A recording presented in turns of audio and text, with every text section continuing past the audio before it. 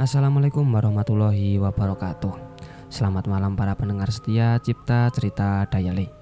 Pada kesempatan malam hari ini, saya akan membawakan kisah tentang pengabdian seorang KKN yang diperkirakan lancar. Akan tetapi ternyata malah merenggut nyawa mereka satu persatu karena kutukan desa tempatnya KKN kembali muncul setelah puluhan tahun menghilang. Kira-kira seperti apa kelanjutan kisahnya? Mari kita langsung saja ke ceritanya.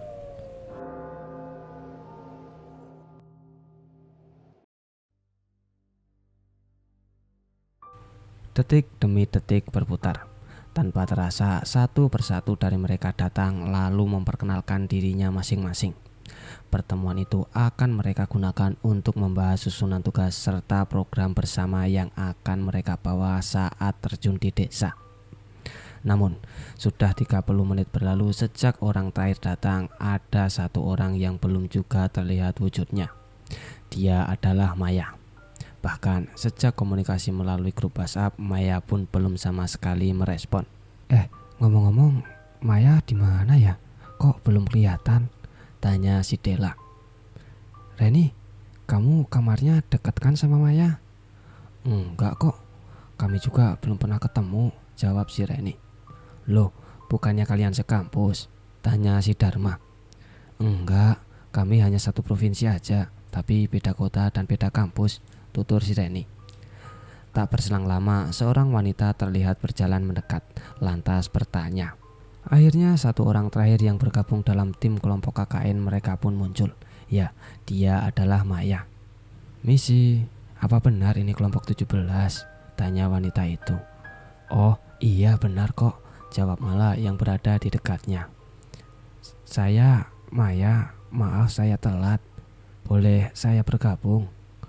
Oh, dengan senang hati Maya, kami sudah menunggumu, balas si Mala. Setelah semuanya berkumpul, rapat pun dimulai. Diawali dengan memperkenalkan diri masing-masing. Tapi kedatangan Maya membuat Dharma penasaran. Pasalnya Maya datang dengan wajah yang dingin dan terlihat diam seperti enggan berbicara dengan yang lainnya. Badannya tak begitu tinggi, datang dengan wajah kaku dan tanpa ekspresi sama sekali. Bahkan sampai ia duduk pun tidak terlukis senyum di wajahnya. Halo Maya, sapa si Dharma. Sesuai dugaannya, Maya hanya mengangguk tanpa memberikan ekspresi apa-apa. Saat itu Dharma menyimpan rasa penasarannya sendiri dalam hatinya. Mungkin ini hanya berlaku malam ini saja karena lelah baru saja datang. Ngomong-ngomong soal koordinator desa, silakan siapa yang mau mencalonkan diri? Aku anggota saja ya, tugas Dharma. Yah, lo cowok masa matut-matut aja sih Dar, balas si Maya dengan logat Betawinya. Di antara kalian berdua aja ya Bay, Bi, ucap si Dharma. Terus yang lainnya mau gimana nih? Tanya si Arbi. Satu persatu mulai mengutarakan pendapatnya, hingga sampai pada bagian Maya. Saat ditanya, Maya masih dengan wajah misteriusnya. Ia mengangguk saja tanpa mengutarakan apa-apa. Maya, gimana? Usul aja gak apa-apa, suruh si Bayu. Maya masih enggan membuka mulutnya. Wajahnya tertunduk dengan wajah lesu seperti orang yang sudah 2 hari tidak makan.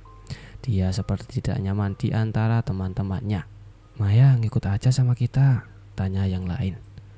Gak perlu malu-malu, kita kan nanti hidup bersama sebulanan ke depan, imbuh si Bayu.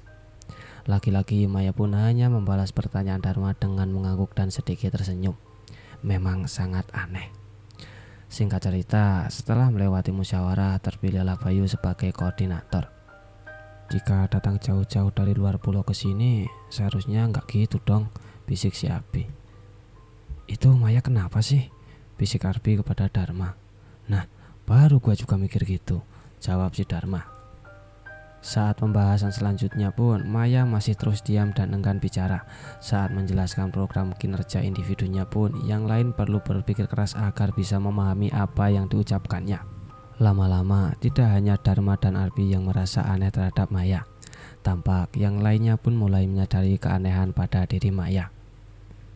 Maya, lagi gak enak badan ya? Tanya si Mala.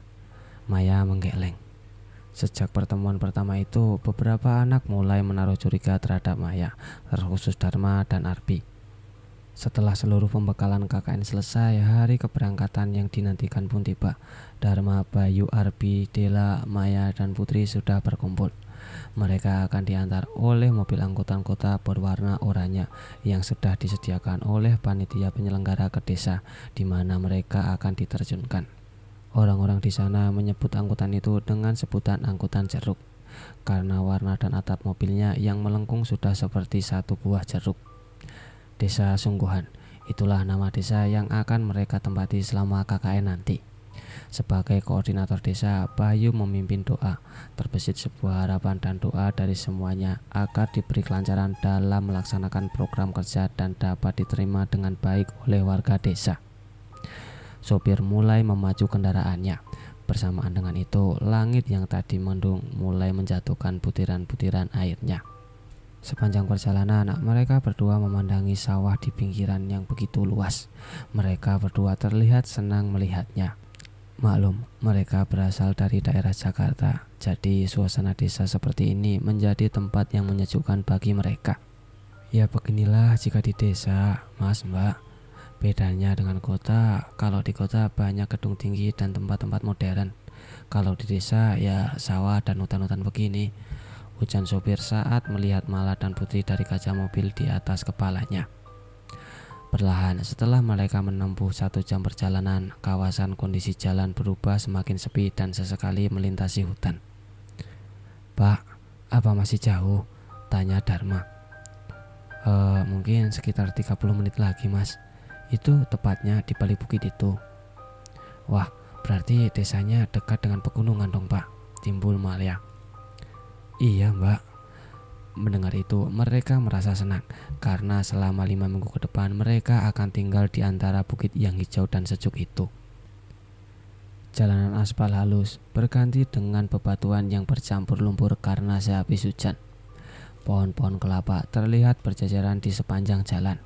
Beberapa warga desa yang menyadari kedatangan mereka pun ikut membuntuti angkutan dari belakang. Terlebih lagi anak-anak, mereka terlihat sekali wajah bahagianya karena kedatangan mahasiswa KKN. "Gua kira pas masuk jalan ini udah tinggal dikit, ternyata masih lumayan juga ya." "Oh, sebentar lagi sampai kok, Mas."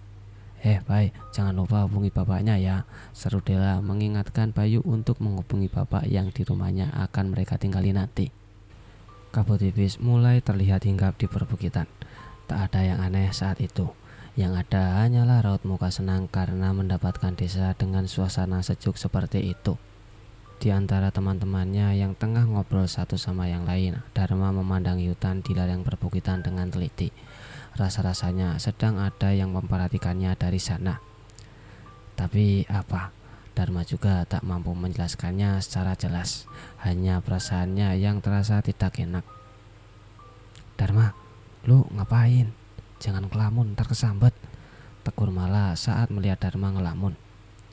"Enggak kok," balas Dharma. Dharma masih diam sambil sesekali memainkan HP-nya. Beberapa menit setelah itu, kecepatan angkutan melambat, lalu berhenti di tepi lapangan. Dharma dan seluruh teman-temannya pun turun. Seorang laki-laki parubaya berpawakan sedang, berambut panjang serta tato kepala macan di lengan kanannya tampak mendekat. Ia mengulurkan tangan, berniat bersalaman. Dharma yang berada paling dekat dengan tangannya pun segera menyambutnya. "Mas, Mbak, yang mau KKN di sini ya?" "Iya, Pak, kami baru saja datang." "Walah, syukurlah, semuanya sampai dengan selamat. Mari ke rumah saya." "Oh iya, nama saya Teja, panggil saja Pak Teja." Mereka diajak berjalan melewati jalan kecil yang rimbun dengan pepohonan. Warga-warga desa pun menyambut mereka dengan hangat. Rumah-rumah di sini terlihat sederhana, hanya beberapa rumah saja yang sudah terlihat modern seperti rumah sekarang. Bahkan masih banyak rumah yang hanya terbuat dari bambu kering yang disusun sedemikian rupa. Di sepanjang perjalanan, Pak Teja bercerita sedikit tentang desa. "Jadi pendopo di desa ini dulunya adalah pendopo yang cukup bersejarah. Kata orang-orang tua, pendopo ini sudah ada sejak zaman Belanda loh, dan sempat beberapa kali beralih fungsi." "Lalu sekarang digunakan untuk apa ya, Pak?" "Digunakan desa jika ada acara saja, semacam balap pertemuan gitu." Ada pemandangan yang tak biasa yang menyita perhatian mereka. Hampir di setiap pertigaan atau perempatan selalu ada sesajen kecil yang diletakkan di sana. Ini untuk apa ya, Pak? Ekspresi Pak Teja tampak berbeda. Menurut keterangannya, itu digunakan untuk menangkal hal-hal jahat yang akan datang ke desa Sukuhan. Itu sudah dilakukan sejak lama dan selalu dianjurkan oleh para tetua desa. Kita kan punya Tuhan ya. Kenapa kita nggak minta perlindungan kepadanya saja? Bisik Putri pada Dela, yang tanpa disadari ternyata Pak Teja mendengarnya. Kemudian Pak Teja tertawa. Ya jelas kami juga berdoa sama Tuhan, Mbak. Wong warga di sini juga beragama kok. Tenang saja, tak perlu khawatir. Ucap Pak Teja seolah beliau tahu apa yang sedang dipikirkan Putri. Mendengar itu, Putri hanya tersenyum sungkan sambil menundukkan kepalanya karena merasa tidak enak. Beberapa puluh meter kemudian, Pak Teja menyuruh mereka menunggu. Mereka kemudian berdiri dan memperhatikan Pak Teja yang sedang berjalan menuju sebuah padasan dengan dua kendi di dekatnya. Pak Teja merogoh kantong celananya. Ternyata dia membawa beberapa potong bunga melati lalu menaruhnya dalam kendi yang sudah penuh berisi air. Mas, Mbak, silakan kalian cuci muka dulu di sini. Hampir semua di antara mereka ingin sekali bertanya, tapi mereka memilih untuk mengurungkan niatnya karena mereka merasa tidak enak akibat perkataan Putri. Ini budaya kami untuk para pendatang yang datang ke desa Sukuhan, Mas, Mbak. Tenang saja, ini untuk kebaikan kita bersama kok. Sebaras itu, Pak Teja kembali melanjutkan langkahnya. Sampai sekitar 5 menit berjalan, sampailah mereka di sebuah rumah sederhana namun kental dengan nuansa desa dan Jawanya. Ini rumah saya, mari silakan masuk Mas, Mbak. Selama KKN nanti, panjenengan semua nanti tinggal di sini bersama saya ya. Rumah saya selalu menjadi tempat tinggal mahasiswa jika ada KKN. Saya senang jika ada mahasiswa KKN. Karena saya sudah lama tinggal di sini sendirian. Oh iya, yang perempuan di depan, yang laki-laki di belakang ya. Masing-masing ada kamarnya dan sudah ada kasur dan juga bantalnya buat kalian istirahat. Singkat cerita, mereka dipersilakan istirahat terlebih dulu. Besok pagi akan diantar Pak Teja ke balai desa untuk kenalan dengan kepala desa dan semua perangkatnya. Hari ini istirahat dulu ya, biar badannya segar. Kegiatannya dimulai besok saja. Oh iya Mas, Mbak, kalau mau ke kamar mandi, kamar mandinya di belakang ya. Dharma, Bayu, dan Arbi jalan ke rumah belakang. Meski masih menjadi satu bangunan, rumah belakang dan depan memiliki bangunan yang berbeda. Jika di rumah depan sudah terlihat lebih modern, beda halnya dengan rumah belakang. Rumah belakang terlihat lebih usang dan terasa singup. Bahkan dua kamar di rumah belakang hanya terbuat dari gedek. Vi, ini kamarnya ya? Kayaknya ini kamar udah lama gak dipakai deh. Apa iya? Bersih gini kok. Kayaknya sih ya, aku memang rasa gitu. Tapi semoga saja firasatku yang salah. Ya sudah, masih beruntung kita diberi tempat tinggal, imbuh Bayu. Memang agak seram. Tanpa mengikuti percakapan mereka berdua, Bayu tiba-tiba masuk menaruh kopernya di pojokan kamar. Dia lantas menyalakan lampu kamar, namun yang menyala hanyalah lampu pijar kuning yang tak begitu terang. Wih, asik nih kalau kayak gini. Hahaha. Asik-asik pala kau asik. Kita semua laki tahu. Saat itu waktu sudah siang.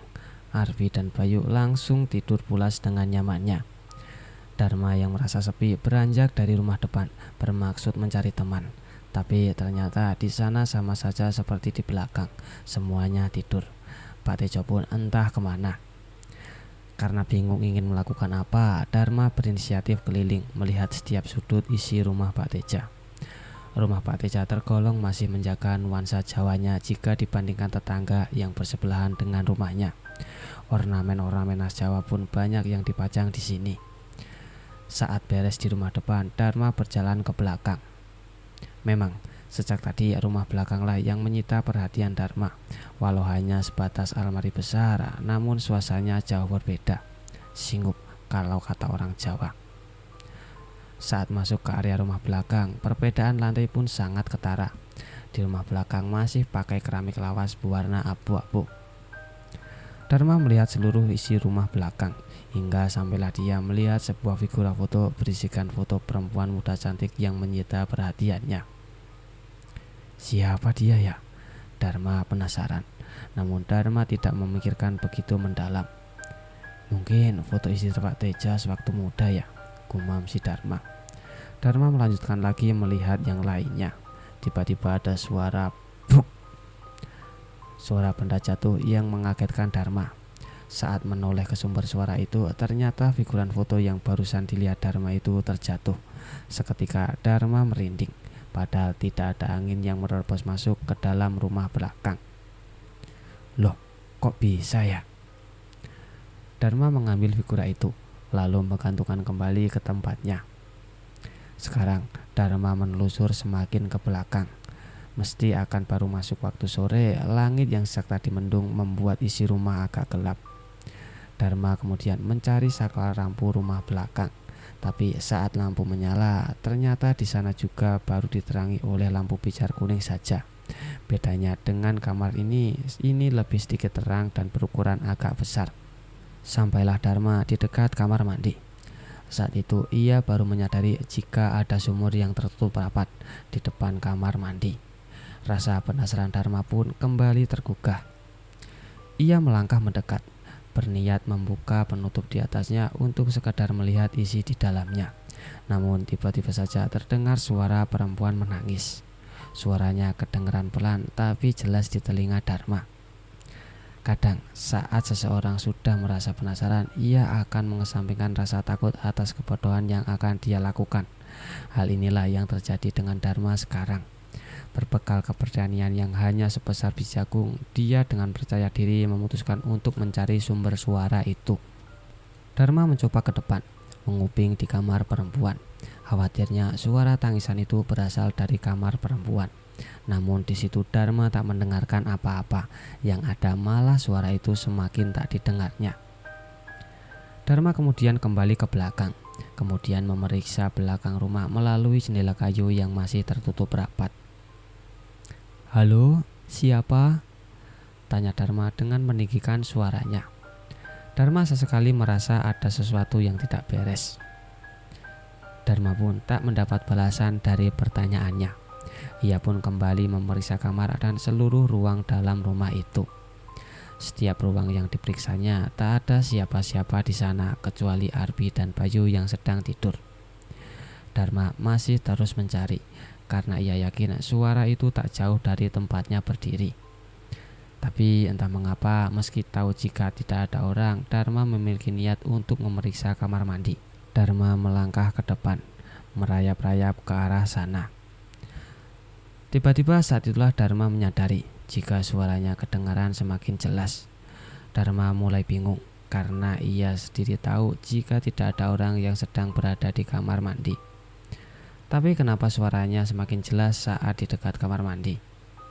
Halo, ada orang?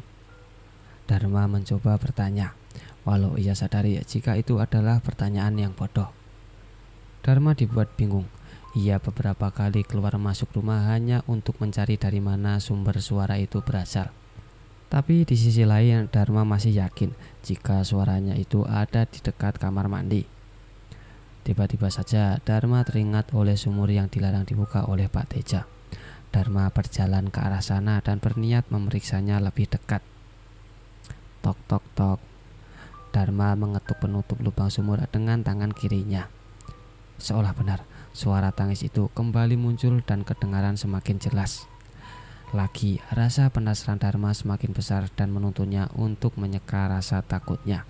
Dharma pun mulai menunduk dan menempelkan telinganya ke penutup di atas sumur. Beberapa detik kemudian, rupanya benar, suara itu berasal dari dalam sumur. Seketika Dharma terlonjak, sontak ingin membuka penutupnya. Mas Dharma, kamu lagi ngapain? Sumurnya jangan dibuka, Mas.